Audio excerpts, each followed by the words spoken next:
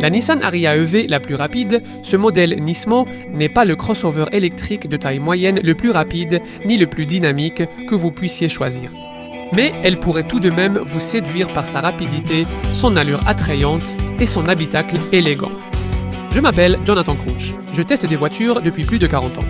Vous les trouverez toutes sur l'application Car and Driving, Car Reviews, ici. Je vais essayer de vous dire tout ce que vous devez vraiment savoir sur cette voiture, d'une manière que vous ne trouverez nulle part ailleurs. Dans sa version Nismo, la Nissan Ariya révèle son côté fougueux.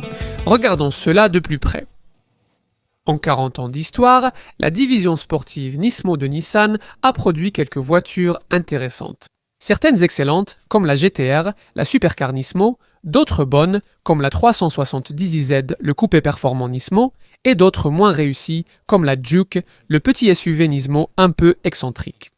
Ce que la marque n'avait pas encore conçu jusqu'à présent, c'est un véhicule électrique performant. Voici donc l'Ariya Nismo.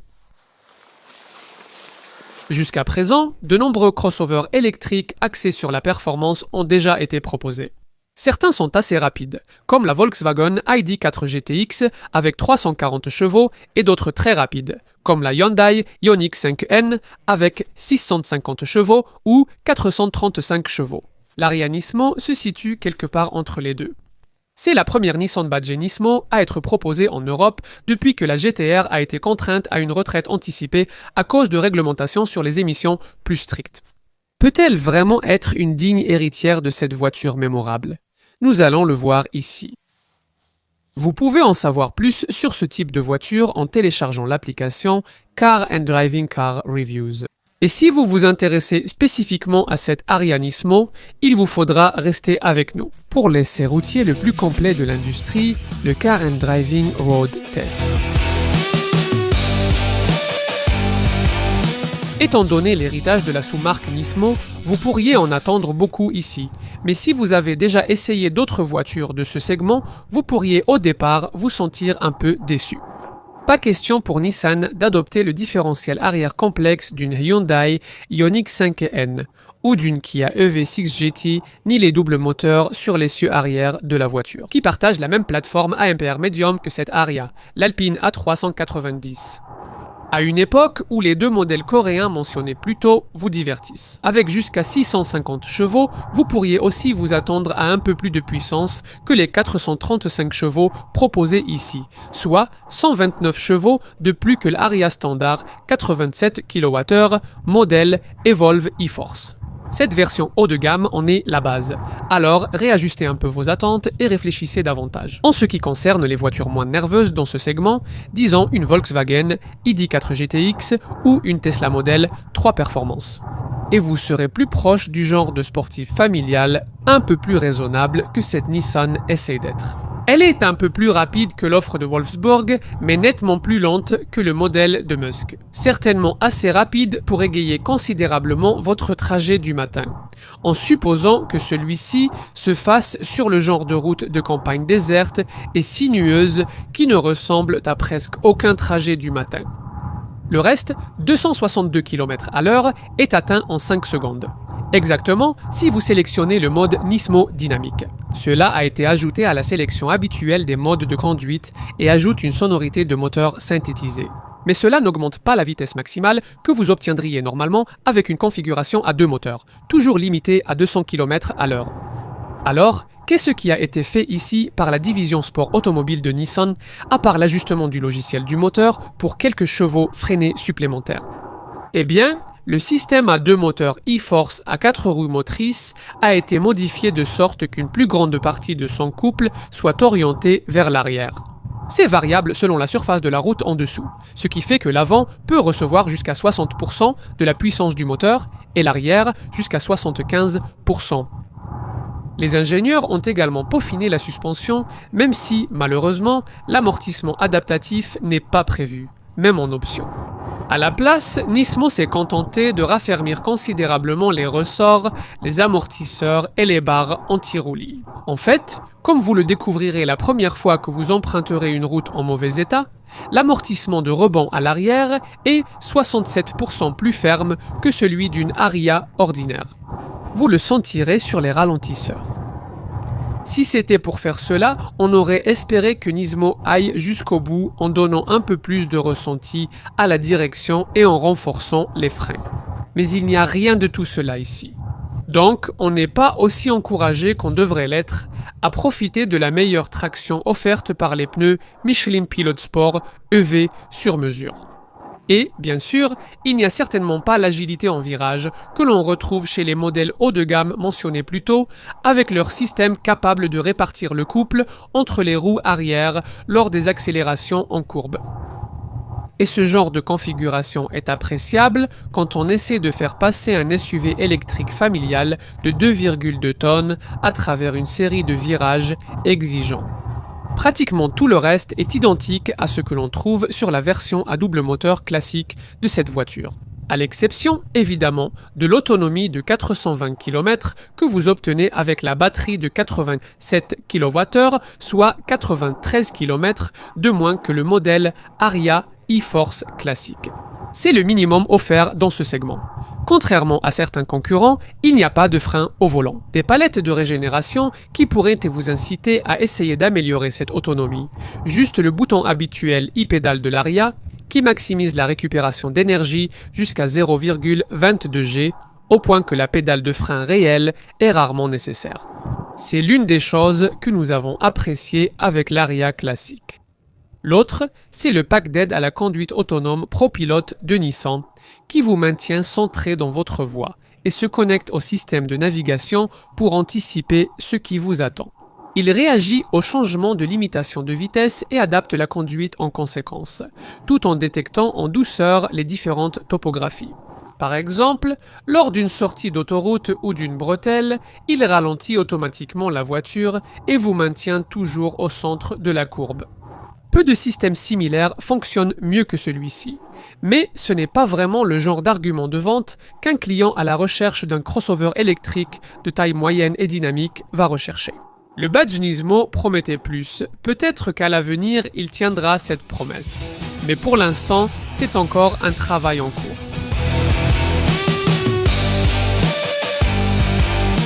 L'un des éléments qui pourrait bien vous convaincre d'opter pour une Ariya Nismo, c'est son apparence. Même dans sa version standard, c'est une voiture séduisante, et sa silhouette n'a en rien été gâchée par tout cela. Les splitters et jupes soigneusement intégrés de cette version haut de gamme.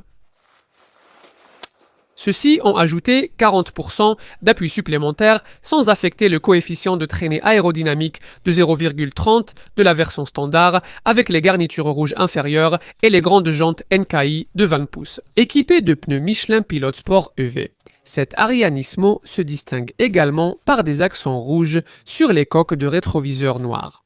Comme la plupart des Ariya, il y a un toit noir contrastant. La plaque avant noire estampillée Nissan, qui abrite toute la technologie de caméra Safety Shield Drive Assist, est la même que sur n'importe quel autre Ariya. Encadrée par les habituels phares LED ultra fins.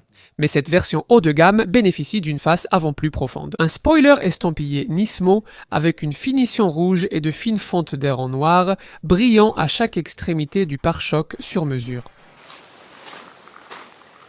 À l'arrière, Nissan veut que vous remarquiez ce clin d'œil aux anciens modèles Nismo, avec ce diffuseur arrière double qui, sous ce badge Nismo, intègre un feu anti-brouillard central unique à cette version haut de gamme.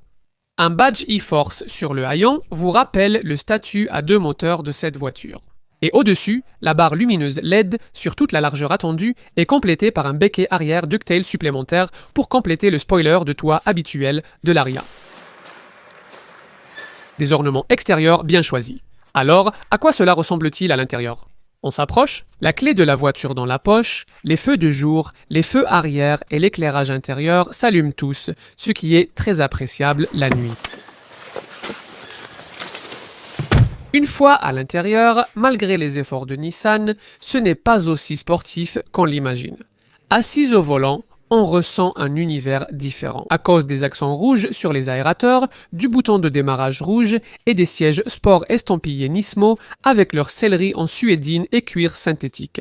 Mais le volant à deux branches paraît décevant de simplicité, malgré ses inserts perforés et son repère rouge à midi, tout comme le sélecteur de vitesse carré et utilitaire. Il n'y a pas de palette de régénération de frein et peu d'efforts pour distinguer les deux écrans supérieurs de la planche de bord du reste de l'habitacle. En outre, il est décevant que, sans raison apparente, la console centrale coulissante électrique de la version Evolve Spec, pourtant moins chère et appréciée sur les versions haut de gamme, soit absente. Les tapis de sol épais et veloutés ne plairont peut-être pas à tout le monde, et il est étrange de devoir sélectionner les modes de conduite via le bouton haptique sur cette console centrale. Sur une surface à effet bois, le ciel de toit sombre de cette Nismo atténue légèrement la sensation d'espace habituelle de l'habitacle de l'Ariya. Sensation qui est pourtant renforcée par l'absence de toute console centrale verticale. À la place, vous pouvez regarder directement le long de la cloison où se trouve un panneau à motif éclairé par un éclairage d'ambiance rouge. Conçu selon un motif kumiko-japonais traditionnel, inspiré des lanternes orientales, ce motif se retrouve également sur les élégants panneaux de porte. Comme d'habitude avec ce modèle, l'intérieur dégage une ambiance très minimaliste, accentuée par ce qui semble au premier abord être une absence presque totale de boutons. Les commandes haptiques du climatiseur sont dissimulées derrière une surface façon bois jusqu'à ce que l'activation du bouton de démarrage les illumine.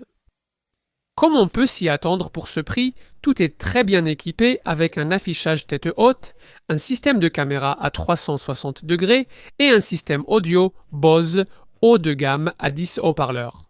Les sièges Nismo sont également bons, même si les renforts latéraux pourraient être plus prononcés pour offrir un meilleur maintien dans les virages serrés. Vous êtes assis de manière assez dominante derrière un écran d'instrumentation de 12,3 pouces qui propose une séquence de démarrage spécifique à Nismo. Et le choix entre deux formats d'affichage vous permet de mettre en avant, au centre, soit l'assistance à la conduite, soit les graphiques, soit la reconnaissance des panneaux de signalisation. Mais l'un propose des cadrans virtuels avec le pourcentage de puissance à gauche et la vitesse à droite, tandis que l'autre libère plus d'espace en bas de l'écran avec un compteur de vitesse numérique en haut, encadré par de petits indicateurs de pourcentage de puissance et de capacité de batterie. Pratiquement tout le reste que vous pourriez avoir besoin de savoir est, bien sûr, affiché sur cet écran central d'infodivertissement. Également d'une taille de 12,3 pouces, celui-ci dispose d'une barre de menu verticale à droite avec des raccourcis pour l'accueil, la navigation, l'audio, le téléphone et la climatisation. L'écran central suit la tendance actuelle de l'infodivertissement avec un format d'écran partagé, composé de widgets personnalisables pour des éléments comme les réglages du téléphone, les applications et la suite de services Nissan Connect de cette voiture. Faites glisser vers la gauche ou la droite pour accéder à d'autres écrans, affichant cartographie, consommation d'énergie et réglages radio. Toutes les fonctionnalités de connectivité attendues sont bien sûr présentes avec l'intégration d'Amazon, Alexa, Google et les mises à jour habituelles à distance. Cependant, pour que tout reste à jour, il y a quelques points sur lesquels Nissan pourrait travailler.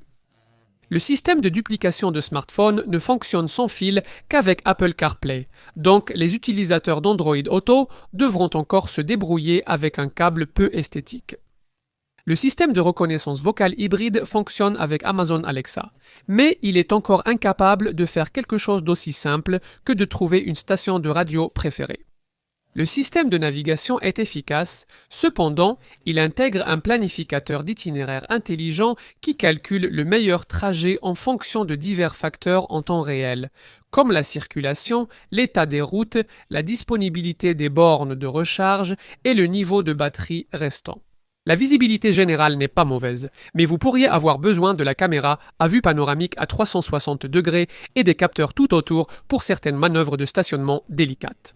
À cause des montants C très larges.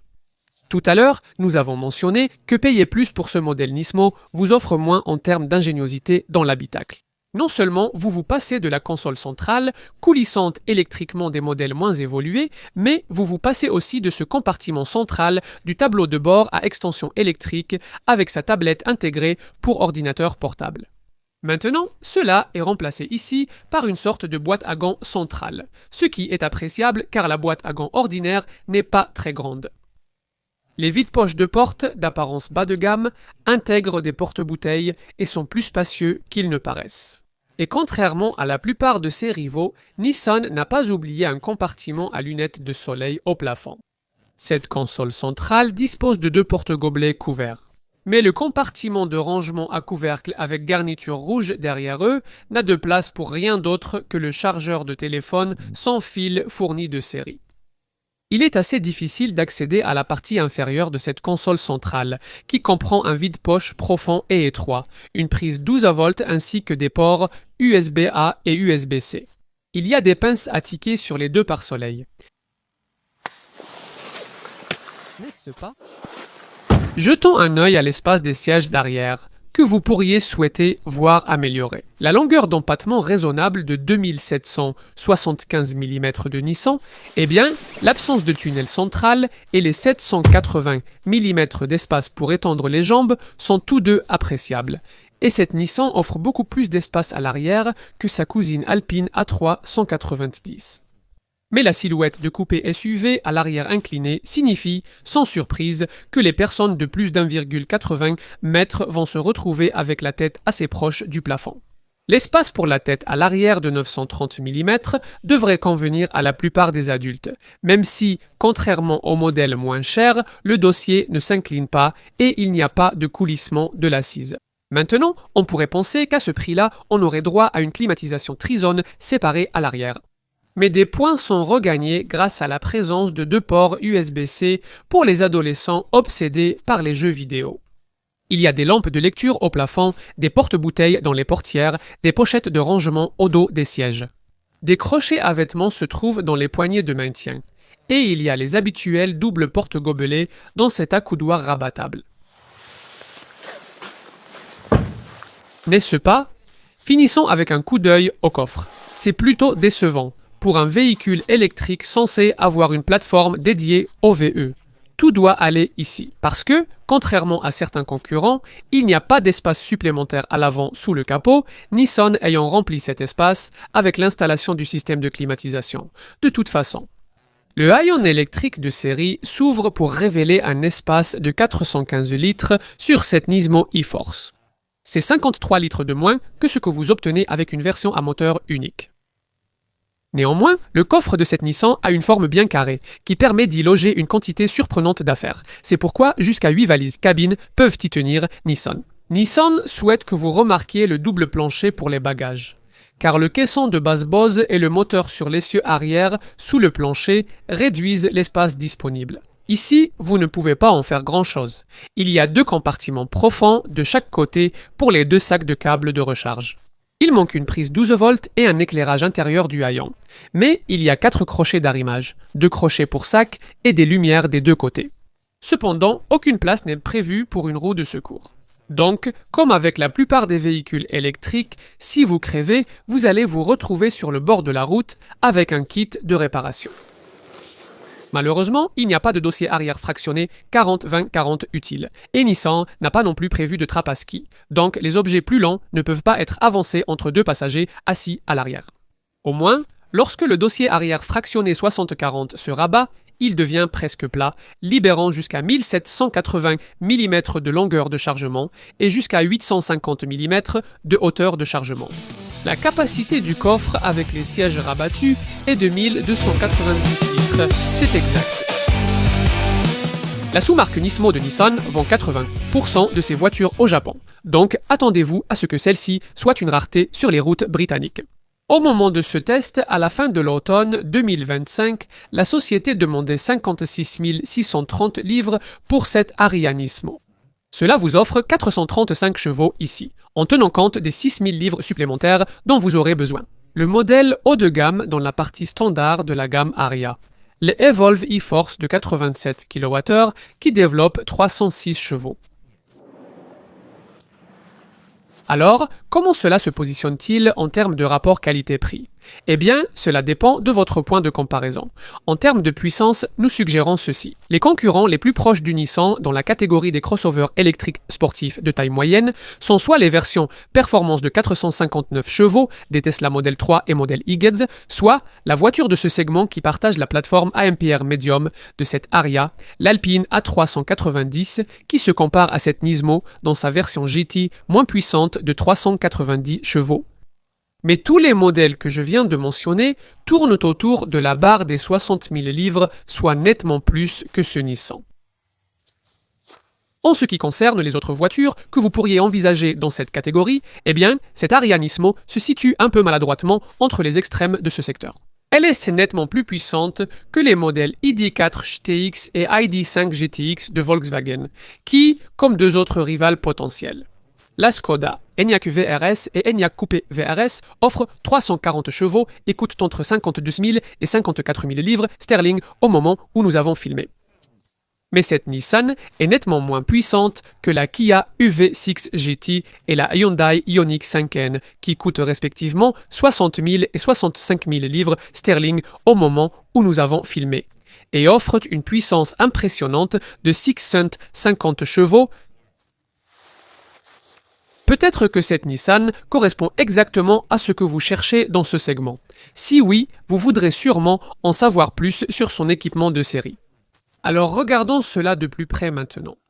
En plus du groupe motopropulseur à double moteur spécialement réglé et du mode de conduite Nismo supplémentaire, ce modèle haut de gamme se distingue par des jantes NKI de 20 pouces finition noir brillant et un ensemble de petites touches de carrosserie Nismo.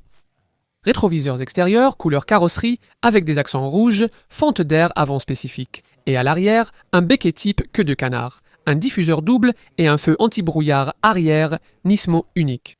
À l'intérieur, l'habitacle de la Nismo se distingue par une sellerie en suédine graphite avec des garnitures en cuir synthétique, un éclairage d'ambiance rouge Nismo et un volant sport Nismo.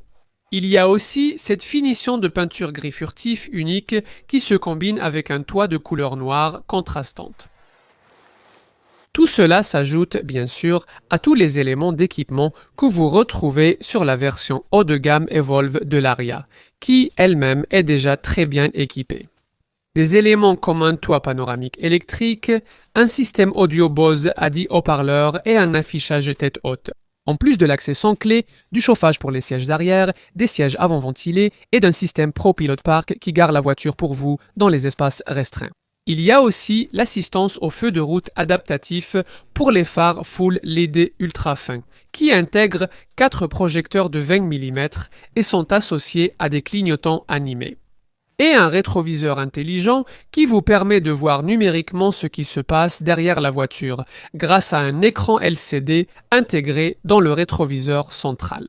De plus, comme toutes les Ariya, celle-ci dispose d'un pare-brise chauffant, d'un haillon électrique, de siège avant chauffant et d'un réglage électrique du siège conducteur et du volant. Un purificateur d'air à ion, Plasma, un système de caméra à 360 degrés avec détection d'objets en mouvement, ainsi que le régulateur de vitesse adaptatif, des rétroviseurs rabattables électriquement, un écran d'instrumentation de 12,3 pouces, la climatisation automatique Bison, un chargeur de téléphone sans fil et un système de double plancher pour le coffre. La zone comprend également une pompe à chaleur de série pour préserver l'autonomie par temps froid. C'est bon à savoir car c'est une option coûteuse sur les modèles sportifs concurrents de Volkswagen et Skoda que nous avons mentionnés plus tôt. En ce qui concerne les médias, eh bien c'est comme dans n'importe quel autre domaine. Ce qui signifie que vous bénéficiez d'un écran central d'infodivertissement de 12,3 pouces avec connectivité 4G Wi-Fi embarqué et navigation avec un planificateur d'itinéraire intelligent. De plus, il y a la duplication de smartphone, qui est sans fil avec Apple CarPlay et filaire avec Android Auto. Il y a aussi un système de commande vocale assistant personnel virtuel qui fonctionne avec Google Assistant, est intégré à Amazon Alexa et répond à la commande « Bonjour Nissan » ou « Hey Nissan ».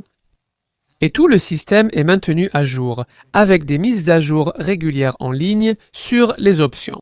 La seule chose que cette voiture devrait avoir, au moins en option, c'est l'amortissement adaptatif, qui manque. Vous pourriez être contrarié de découvrir que vous ne pouvez même pas choisir la couleur de la carrosserie. C'est ce gris furtif spécifique à Nismo ou rien d'autre. À la place, les options supplémentaires que vous pouvez avoir sont, comme dans n'importe quel autre domaine, toutes d'ordre pratique. De nombreux propriétaires voudront ajouter des barres de toit transversales pour installer un coffre de toit, un porte-vélo ou un porte-ski. Pour le coffre, vous pouvez ajouter une protection d'entrée pour les bagages, un tapis de coffre réversible, des barres de séparation intérieure qui vous permettront de mieux organiser l'espace de chargement, ainsi qu'une protection complète du coffre, y compris un tapis qui se replie vers l'avant pour protéger le pare-choc. Nissan propose aussi un boîtier de recharge murale à domicile en courant alternatif et la possibilité d'installer une barre de remorquage, ce qui est rare pour un véhicule électrique. Terminons comme d'habitude par un aperçu de l'équipement de sécurité qui a obtenu 5 étoiles au test Euro NCAP. Lors des tests de cette organisation, l'ARIA a obtenu un score de 86% pour la protection des occupants adultes, 89% pour la protection des enfants et 93% pour les systèmes d'assistance à la sécurité. À savoir, la suite très complète de boucliers de sécurité de Nissan. Les technologies de caméra Drive Assist comprennent toute une gamme de capteurs logés dans la calandre avant, qui alimentent les systèmes d'assistance à la conduite ProPilot de Nissan. Des fonctionnalités comme l'assistance au maintien dans la voie et le régulateur de vitesse adaptatif, ainsi qu'un système de freinage d'urgence intelligent qui reconnaît les piétons et les cyclistes et intègre l'assistance aux intersections pour que les freins s'activent automatiquement. Si vous vous engagez dangereusement devant un autre véhicule à une intersection, ce système intègre également un avertissement intelligent de collision frontale. C'est un système qui détecte une voiture en train de freiner deux véhicules devant, prévient les accidents en chaîne en émettant une alerte et, si nécessaire, applique automatiquement les freins. Et il y a l'assistance au freinage arrière, le freinage automatique arrière, qui freine automatiquement la voiture pour éviter de heurter des objets, des animaux domestiques ou des personnes lors des manœuvres de stationnement. Il y a aussi l'intervention intelligente sur l'angle mort, qui vous avertira s'il y a du trafic dans les angles morts en diagonale derrière la voiture. Et, si nécessaire, il appliquera un freinage correctif pour ramener le véhicule dans la voie si vous tentez de vous engager sur la trajectoire d'un véhicule détecté. Il existe des systèmes d'assistance intelligente au maintien de voie et d'intervention intelligente sur la voie pour vous maintenir dans votre voie. Vous bénéficiez d'une fonction intelligente d'alerte du conducteur pour vous garder éveillé. On retrouve la reconnaissance des panneaux, les assistances obligatoires à la limitation de vitesse, l'alerte de circulation arrière qui signale les véhicules lors d'une marche arrière, ainsi que tous les airbags habituels reliés à un système d'appel d'urgence électronique.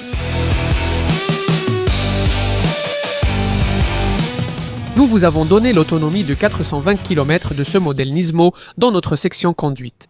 C'est nettement inférieur aux 513 km que vous obtenez avec un modèle Ariya Evolve e-Force normal de 87 kWh.